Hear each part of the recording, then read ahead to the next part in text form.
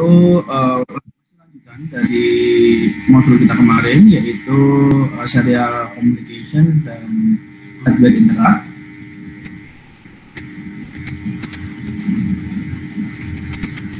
Kita lihat slide-nya.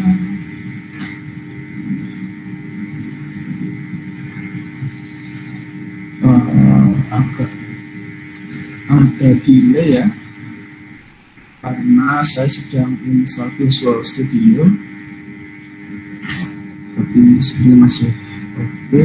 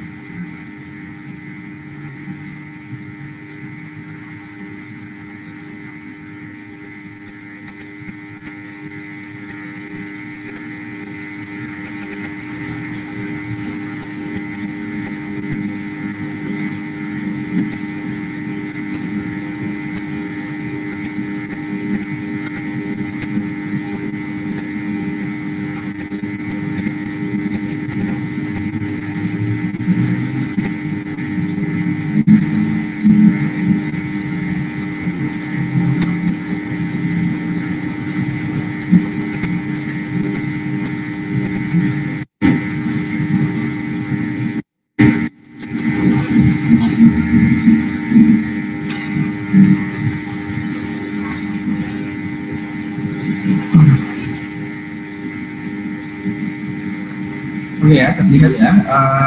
Kita akan mulai saja. Ya, jadi hari ini kita akan melanjutkan materi praktik kita yang ke-8B gitu ya. Sebenarnya kemarin kita sudah membahas mengenai serial communication. Jadi mungkin kalau untuk penggunaannya, saya rasa kalau dia menggunakan Arduino, tentu dia merupakan step awal gitu ya untuk menggunakan serial communication. Jadi memang salah satu fitur dari suara saya bisa didengar ya?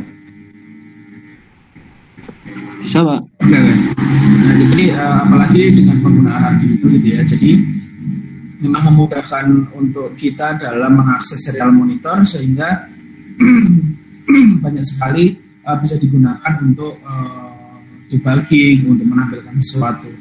Itu seperti yang saya sampaikan di awal dahulu, bahwa hal ini mungkin tidak ditemui ketika kita menggunakan microcontroller yang versi AVR yang lama gitu. Jadi sebelum Arduino ini lahir itu biasanya serial communication itu tidak disediakan oleh tidak disediakan oleh compilernya, kayak semacam IDE-nya gitu ya.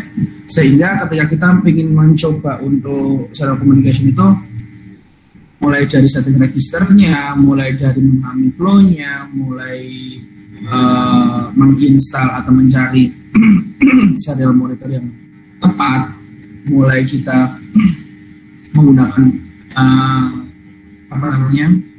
konverter bersedia untuk USB dan lain-lain, itu sangat merepotkan. Sehingga zaman dulu mungkin serial communication itu dipelajari juga di akhir-akhir gitu. Tapi sadar atau tidak, ketika teman-teman menggunakan Arduino, bahkan di pertemuan 1 atau kedua pun juga sudah bisa menampilkan sesuatu di serial monitor gitu.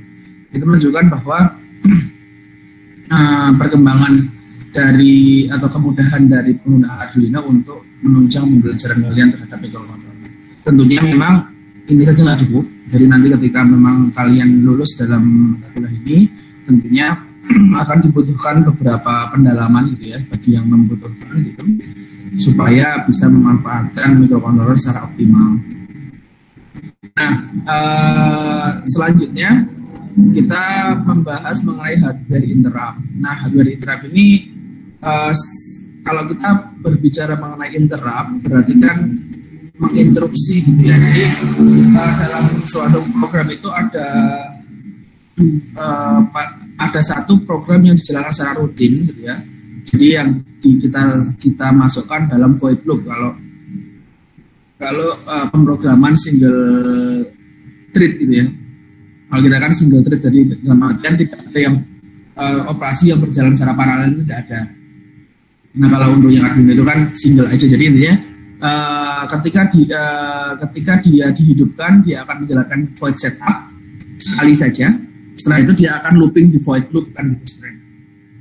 Nah, dan terus itu namanya rutin dari pekerjaan si mikronya.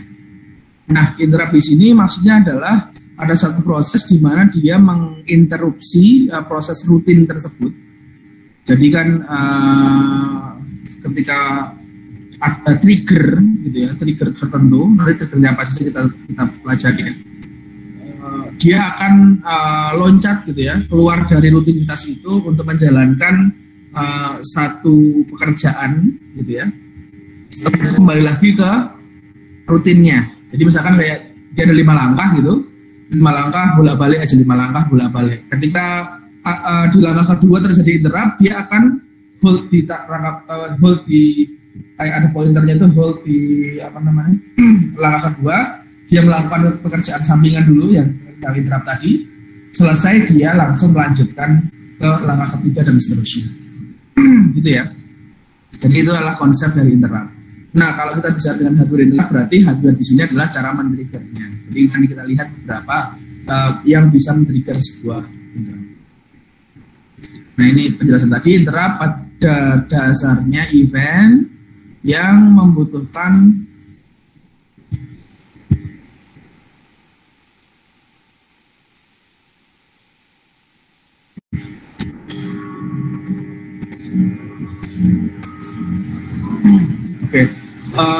interrupt pada dasarnya event yang membutuhkan perhatian ya, ini bukan perhatian, ini agak-agak delay, maaf. Pada dasarnya event yang membutuhkan perhatian segera oleh microcontroller. Ketika interrupt event terjadi, microcontroller menghentikan sementara pekerjaan yang sedang dikerjakan untuk menanggapi interrupt dengan menjalankan sebuah fungsi interrupt service rutin dan kembali menjalankan pekerjaan yang terhenti pada kondisi normal setelah selesai mengeksekusi ISR.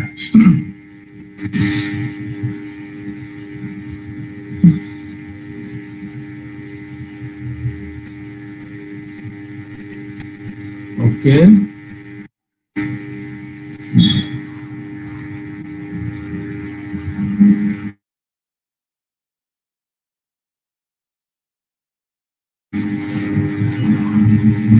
Sudah ada gangguan teknis ternyata.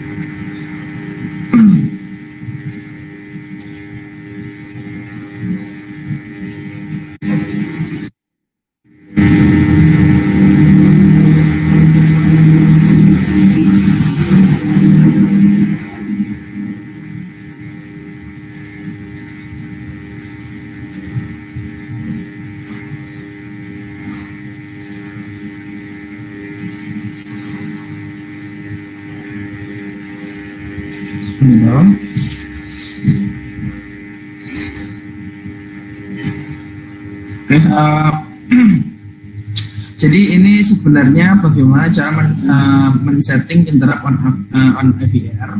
Maksudnya FVR di sini adalah sebenarnya chip yang kalian gunakan untuk apa namanya? Untuk mikrokontroler kalian. Nah, zaman dulu ini ada beberapa komen yang memang langsung mengakses ke register. Tapi ini pada dasarnya default dari si interrupt setting untuk Arduino kalian itu sudah enable. Jadi mungkin kalian mungkin belum perlu untuk melakukan enable dan disable interrupt. Tapi nanti ketika kalian membutuhkan, misalkan ada beberapa proses yang memang harus melibatkan mengaktifkan dan mematikan interrupt, maka ini beberapa komen yang bisa dilakukan. Yang pertama dari enable interrupt, dia bisa set interrupt flag. Jadi kalau di Arduino dia sudah bisa dilakukan dengan fungsi-fungsi dasar yang sudah disediakan oleh si Arduino, seperti interrupts, terus SEI gitu ya, no interrupts, CLI gitu ya. Itu adalah merupakan fungsi-fungsi yang memang bisa kita gunakan untuk enable maupun disable interrupt.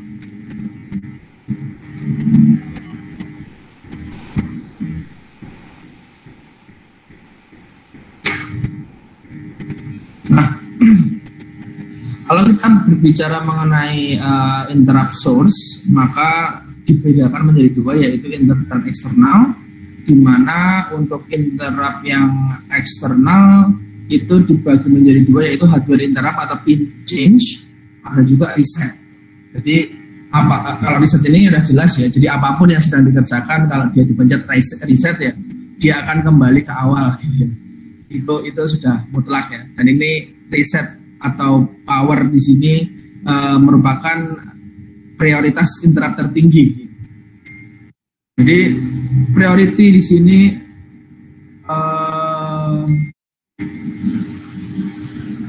ini sebenarnya kalau kita bicara tentang interrupt priority tidak akan banyak berkonflik gitu ya, ketika teman-teman memang hanya membutuhkan aplikasi-aplikasi yang sederhana gitu. Paling biasanya yang sering digunakan hardware interrupt timer, interrupt serial, dan itu pun juga masih bisa dihandle oleh si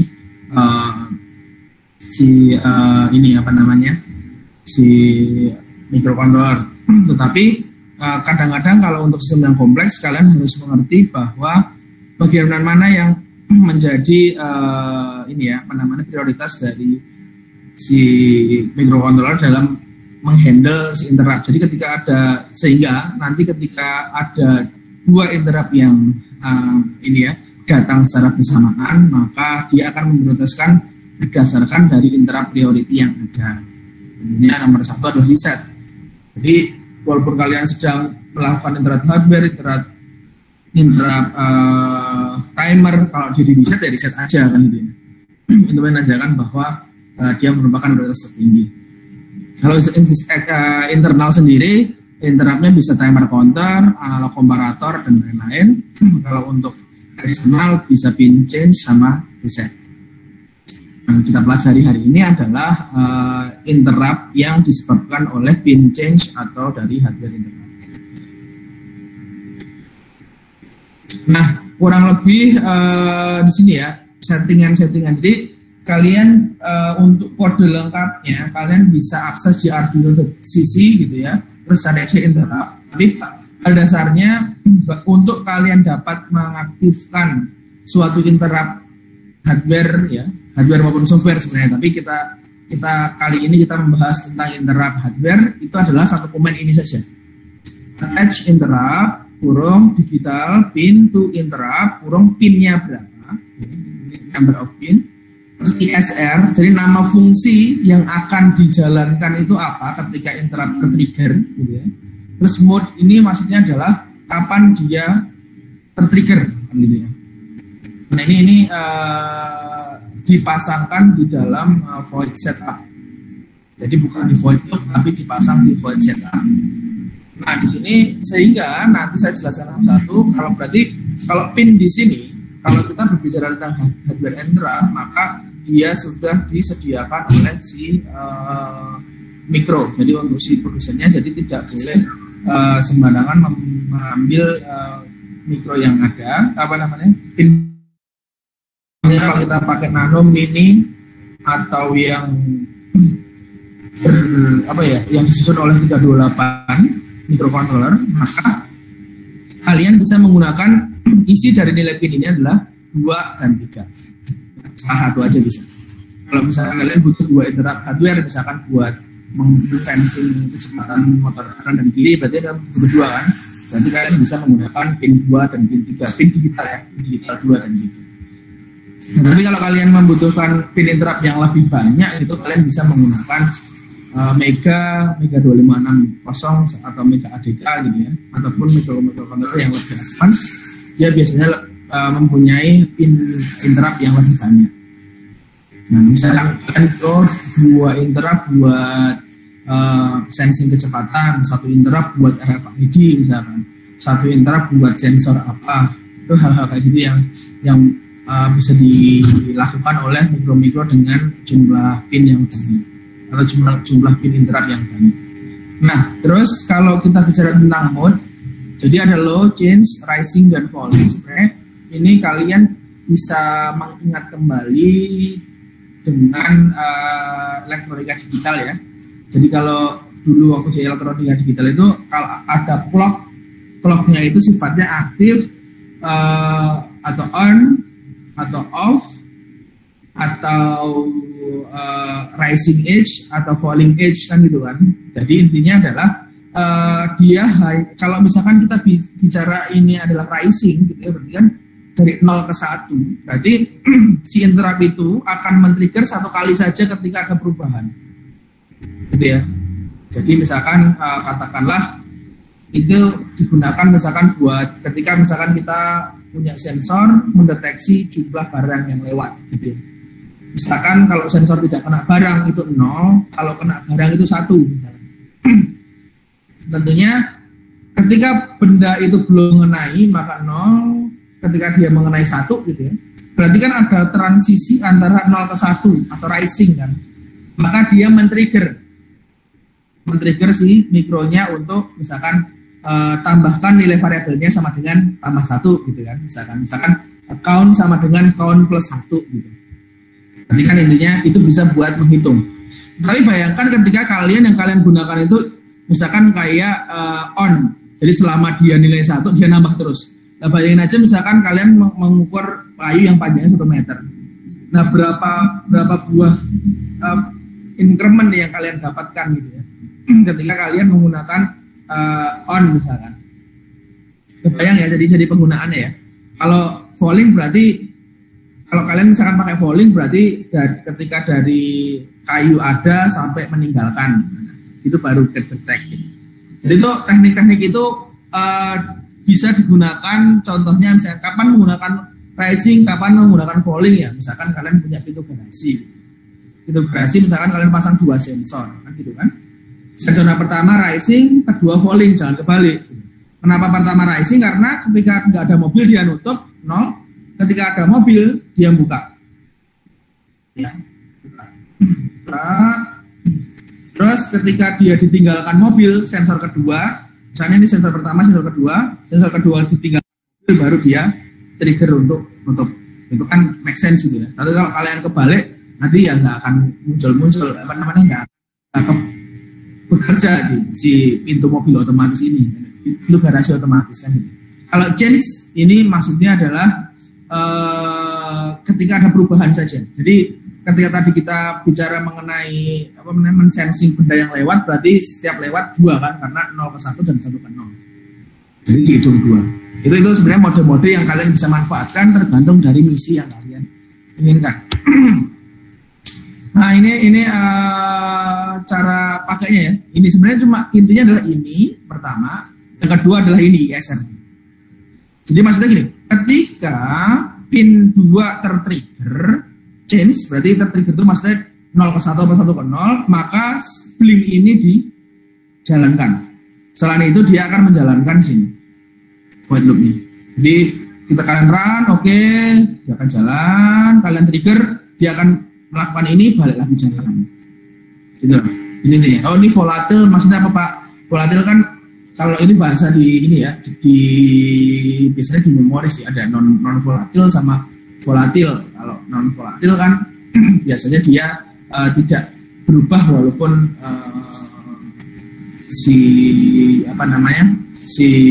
mikronya atau si device-nya itu kehilangan daya gitu ya. Kalau volatil kan ya kayak RAM gitu ya. Jadi dia ketika dayanya mati ya dia akan kehilangan nilainya. Seperti itu ya. Itu adalah penggunaannya. Langsung saja to the point. Nah ini adalah salah satu penggunaan contoh penggunaan hardware interrupt yang mungkin saat ini sedang saya ingin praktekkan. Jadi saya ingin share experience ke teman-teman. Jadi ini bukan satu-satunya penggunaan hardware interrupt ya, bahkan yang paling sering sebenarnya digunakan untuk menghitung kecepatan putar motor DC. Nanti mungkin saya akan jadikan sebagai yang mungkin bahan UAS atau bahan penugasan, itu masih saya rancang, tetapi ternyata di Proteus ada modul motor DC yang dia punya optical encoder. Nah itu nanti bisa kita manfaatkan sebagai penghitung kecepatan motor DC. Tapi itu masih nanti development, mesti materinya sedang saya susun. Nah, tetapi ini adalah salah satu fenomena yang sedang saya temukan di dalam pengerjaan ini ya, penelitian gitu, yaitu seperti yang kita sedang mengembangkan AGV atau sebenarnya robot line follower tapi skala industri gitu ya, yang lebih besar gitu. Jadi pada dasarnya dia bisa seperti line follower atau bergerak berdasarkan garis gitu ya, salah satunya. Tentunya ada AGV juga yang dia bergerak secara otonomus gitu, berdasarkan GPS atau berdasarkan vision dan lain-lain. Nah dia nanti dalam kalian mengerjakan penugasannya, AGV ini akan diwakili oleh dua motor ya, motor kanan dan motor kiri gitu. Kalian ambil aja motor di situ. Tentunya ada komponen pelengkapnya ya, jangan terus mikro terus masuk ke motor gitu ya, langsung. Itu kan nggak gitu juga cara kerjanya kan gitu. Jadi rangkaian pelengkapnya dikasih, drivernya gitu maksudnya. Terus ada juga dia ada RFID tag. Nah di sini RFID di sini fungsinya adalah untuk mengidentifikasi posisi kita, gitu ya. Jadi RFID ini masih sangat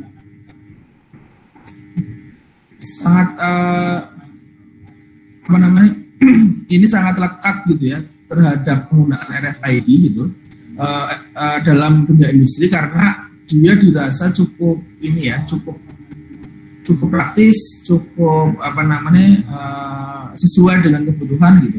Jadi RFID ini biasanya digunakan yang pertama untuk deteksi ini lokasi saat ini. Jadi aku di mana kan gitu ya.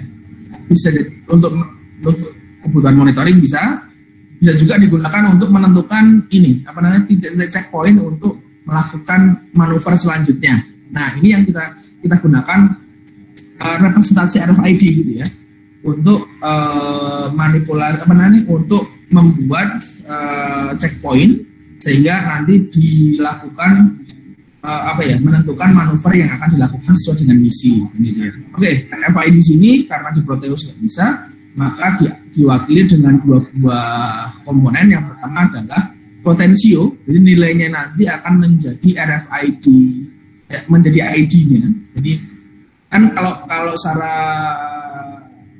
realnya, jadi itu ketika kalian punya RFID reader, kalian tempelkan readernya, kalian tuh bisa baca ID tag-nya atau isi dari kartunya yang berupa nomor seri dari si kartu itu, dan setiap kartu berbeda gitu ya.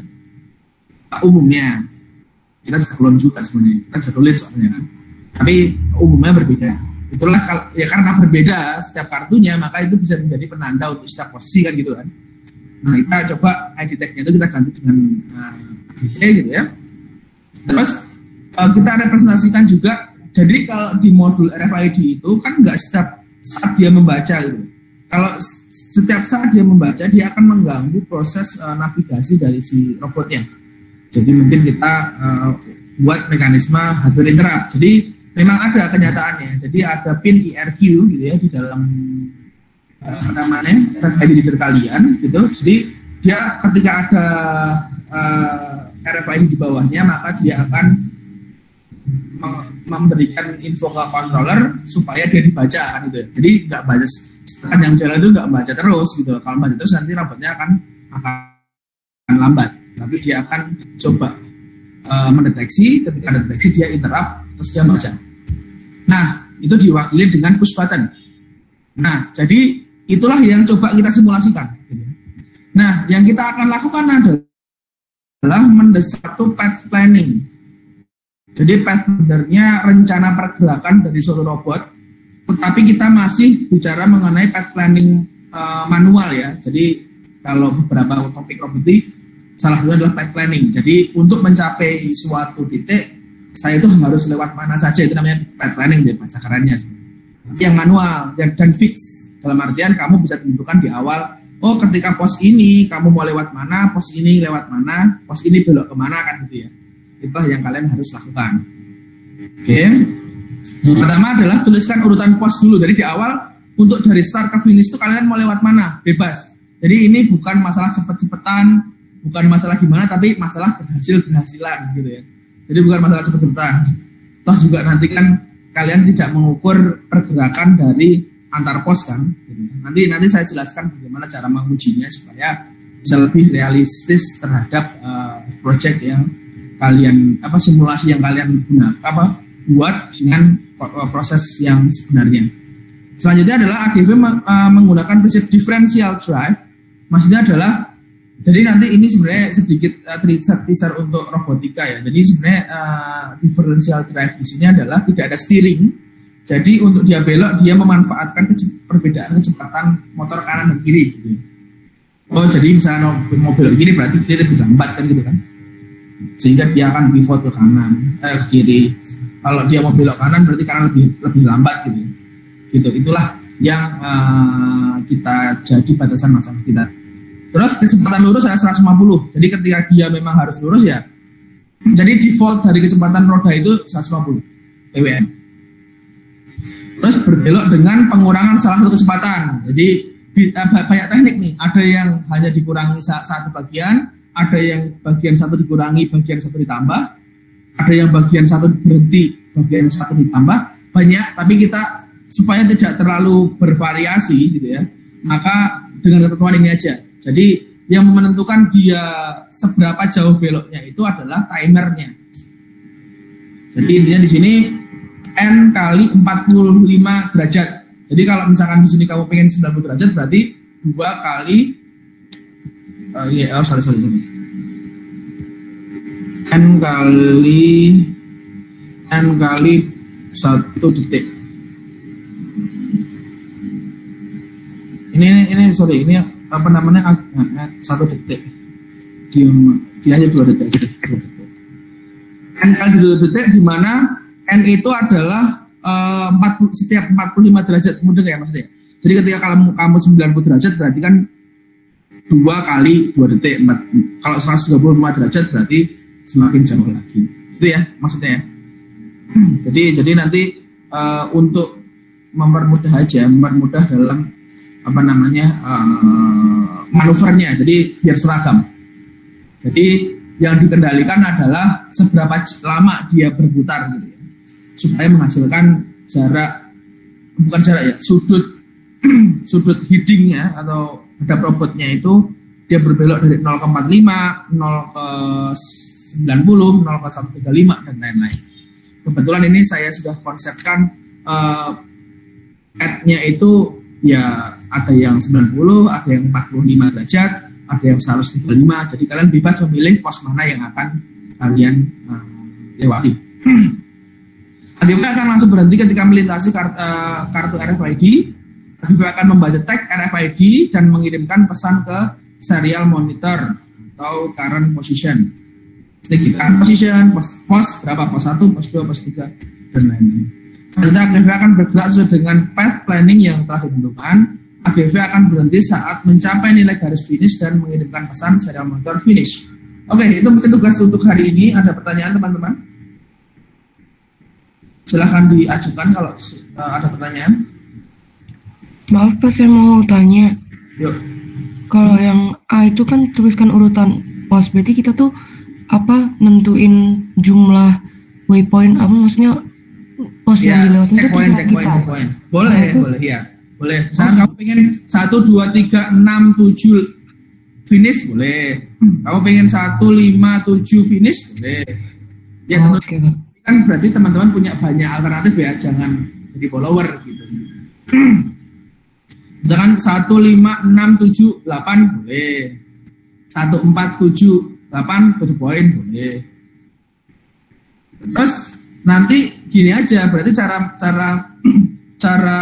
simulasinya ya. Misalkan kita di pos 1 nih, atur potensionya 10 terus interval. Kan? Nah, terus dia berarti kan robotnya sekarang sampai situ kan, terus dia mau belok kemana nih, tergantung pos selanjutnya kan. Kalau dari 1 dia mau kemana, misalkan dari 1 mau ke 4, berarti kan 90 derajat kan, berarti robot akan bergerak yang satu tetap 150, yang satu 150 kurangi 30, 120 selama berapa detik tergantung sikutnya gitu kan.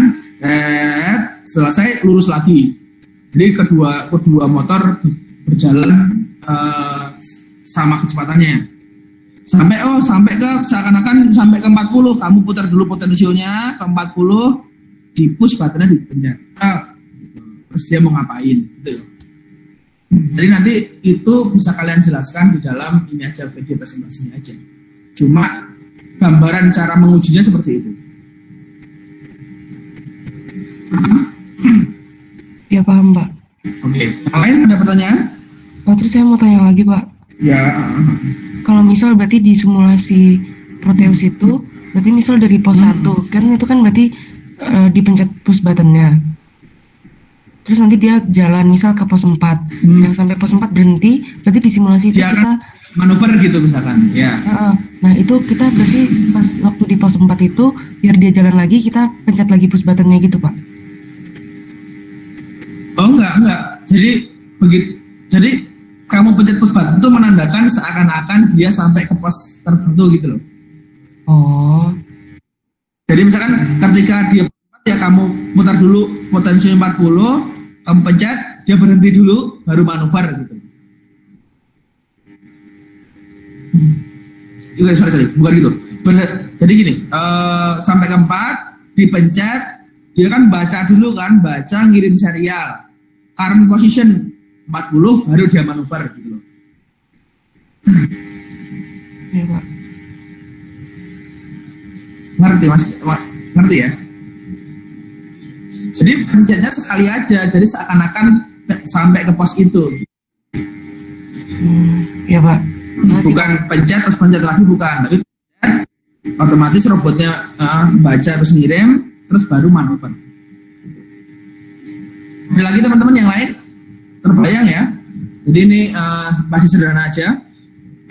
Tapi harapannya nanti ini bisa menjadi trigger. Jadi kalian terbayang bahwa oh ternyata peraturan itu seperti itu, tidak punya teaser-teaser tertentu sehingga nantinya bisa lebih mengerti bahwa oh ternyata di industri itu RFID itu fungsinya buat seperti ini. Terus ini contoh kasus sederhana seperti ini. Walaupun memang ini masih belum bisa mensimulasikan secara gerakan dari robotnya gitu ya. Itu nanti mungkin di pelajaran robotics gitu, nanti kita pakai VRAP gitu, dan nanti bisa mensimulasikan robotnya itu benar-benar ada dan bergerak.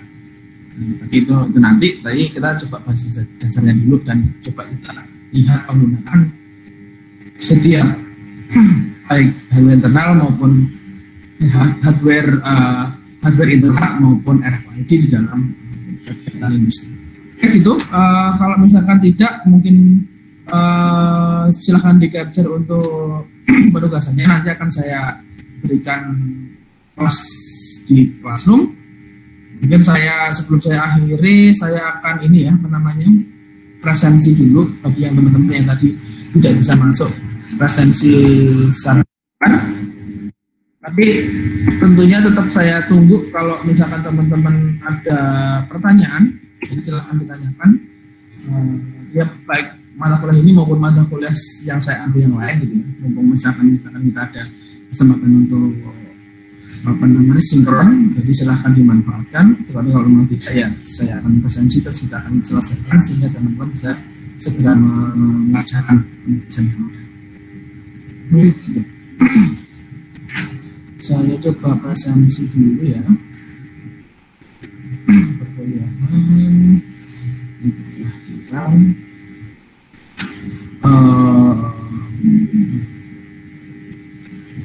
mikrofon ya.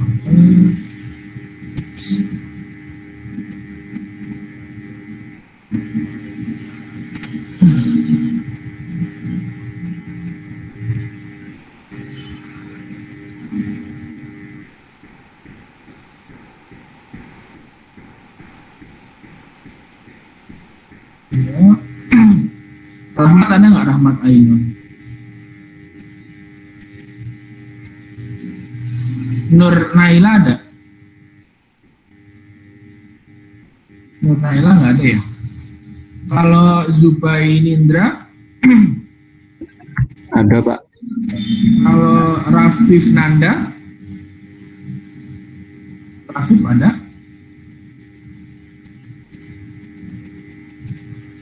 Rafif nggak ada ya? Rafif nggak ada. Sudah hanya itu ya, ya Hanif nggak ada. Jadi yang nggak ada Rahmat Ainun, Rafif Nanda, Hanif, sama Nurnaila. Yang lain sudah saya presentasikan. Mungkin gitu teman-teman. Terima kasih atas waktunya. Jadi silahkan dikerjakan. Nanti akan saya berikan tempat di dalam Google untuk pengumpulan pelaksanaan. Oke, misalkan tidak ada pertanyaan, mungkin kita akan selesaikan. Kita akhiri dengan doa kamar masing-masing. Silakan.